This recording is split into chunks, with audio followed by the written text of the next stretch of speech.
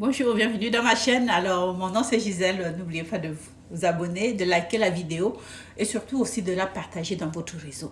Merci. Alors, aujourd'hui, donc, je vais vous parler donc de cette fille qui,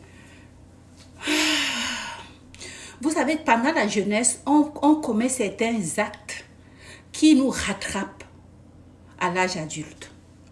Donc, cette fille qui est devenue aujourd'hui une femme, ok, qu'est-ce qu'elle dit? Elle a aujourd'hui 27 ans. Elle me dit que lorsqu'elle était jeune, elle s'est fait avorter 3 fois. 3 fois.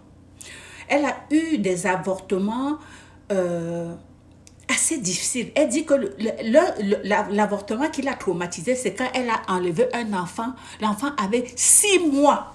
Vous comprenez? 6. Elle me dit que les 2 autres, c'était moins de 3 mois.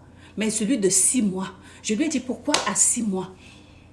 Elle dit que c'est parce qu'en dernière minute, le gars avec qui elle était, elle l'a quitté et elle ne pouvait pas se permettre de faire un enfant étant encore à la maison. Elle a 27 ans. Actuellement, elle est dans une relation. Elle vit avec un gars et ils sont ensemble depuis 4 ans. Et elle cherche l'enfant. L'enfant ne vient pas. Elle a fait tous les tests. Tous les tests. Impossible de faire un enfant. Elle me dit, je me culpabilise. Elle me dit, je pense toujours que si je ne fais pas d'enfant, c'est parce que j'ai tué tous les enfants que j'aurais dû avoir quand j'étais jeune. C'est ça qui se passe dans sa tête actuellement. Elle se culpabilise. Elle se dit, peut-être si je n'avais pas avorté, peut-être aujourd'hui j'aurais mes enfants.